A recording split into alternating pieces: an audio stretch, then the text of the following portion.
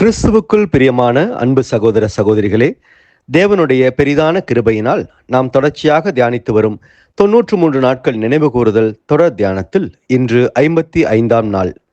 இன்றைய நம் தியானத்தின் தலைப்பு எல்லாம் முடிந்தது, நிழல்கள் மற்றும் தீர்க்க தரிசனங்களின் முடிவு. அன்பான சகோதர சகோதரிகளே, கல்வாரி சிலுவையில் நம்முடைய இரட்சகர் இயேசு கிறிஸ்து உயிர் விடும் முன் முடிந்தது என்று சத்தமிட்டார்.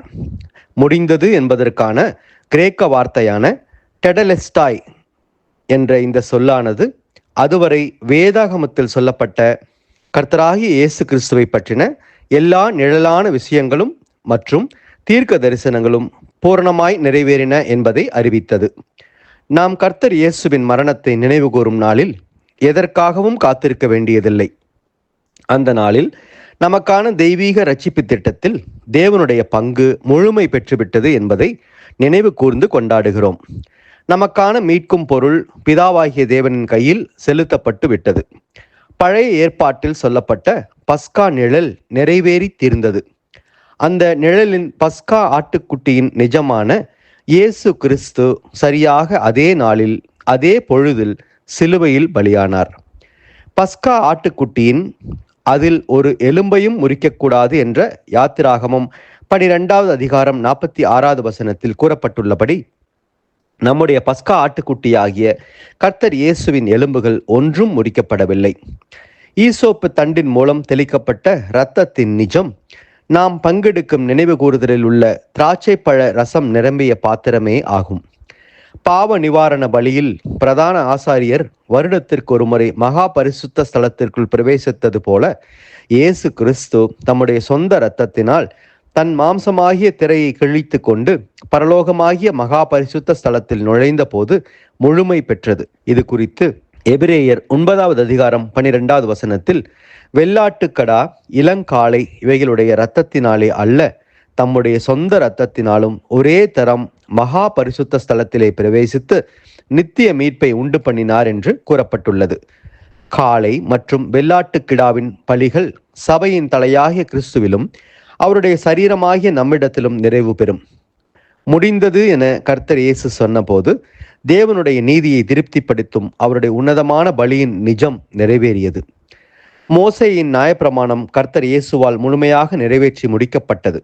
மேலும் அவரை பற்றி சங்கீதம் 22 மற்றும் ஏசாயா 53 ஆகிய அதிகாரங்களில் தீர்க்க தரிசனமாக சொல்லப்பட்ட ஒவ்வொரு வரிகளும் சிலுவையில் உண்மையாக மாறியது. வானமும் பூமியும் ஒழிந்து போனாலும் நியாய பிரமாணத்தில் உள்ளதெல்லாம் நிறைவேறும் அளவும் அதில் ஒரு சிறு எழுத்தாகிலும் ஒரு எழுத்தின் உறுப்பாகிலும் ஒழிந்து போகாது என்று மெய்யாகவே உங்களுக்கு சொல்லுகிறேன் என்று மத்தேயு 5ஆம் அதிகாரம் 18வது வசனத்தில் கர்த்தர் இயேசு கூறிய வாக்குறுதி இங்கே உண்மையானது.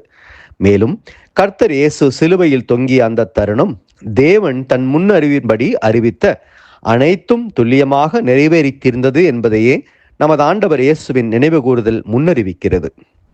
முடிந்தது என்று நாம் ஆண்டவர் சொன்ன வார்த்தையின் கிரேக்க பதமான டெடலெஸ்டாய் என்ற சொல்லுக்கு முற்காலத்தில் மற்றுமொரு அர்த்தம் உண்டு. அது முழுமையாக செலுத்தப்பட்டது என்பதாகும். ஒருவர் தன்னுடைய கடனை முழுமையாக அடைத்த பிறகு அவருக்கு கடன் கொடுத்தவரால் வழங்கப்படும் ரசீதில் முழுமையாக செலுத்தப்பட்டது என்ற சொல்லை பயன்படுத்துவார்கள். ஆதாம் இழந்த அந்த பூரண மனித உயிர் என்ற கடனை கர்த்தர் இயேசு தம்முடைய மரணத்தின் மூலம் முழுமையாக திருப்தி செய்தார். தேவனுடைய நீதி முழுமையாக திருப்தி அடைந்து இப்போது சபை அதன் பலனை அடைகிறது. சபை நிறைவடைந்த பிறகு மனித குலத்திற்கு அது முழுமையாக வழங்கப்படும். நாம் பங்கெடுக்கும் அப்பம் மற்றும் திராட்சைப்பழ ரசத்தின் பாத்திரம் கர்த்தர் இயேசு கொடுத்த மீட்கும் பொருளின் செயல்பாட்டிற்கு சாட்சிகளாக இருக்கின்றன.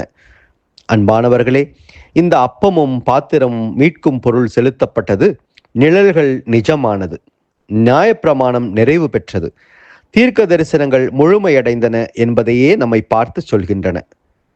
நாம் கேட்ட இந்த சத்தியத்தை நம்முடைய இருதய பலகையில் எழுதி கொள்வோமாக. தேவ கிருபையும் இரக்கமும் தொடர்ந்து ஒவ்வொரு நாளும் நம்மை வழி நடத்துவதாக. அன்பு சகோதர சகோதரிகளே, நமது 93 நாட்கள் தொடர் தியானத்தில் நாளைய நமது தியானத்தின் தலைப்பு பாவ நிவாரண முதல் பலியின் இருண்ட தருணம், துண்டிக்கப்பட்ட தெய்வீக தொடர்பு. இதற்கான ஆழமான சத்திய விளக்கத்தோடு நாளை நாம் சந்திப்போம்.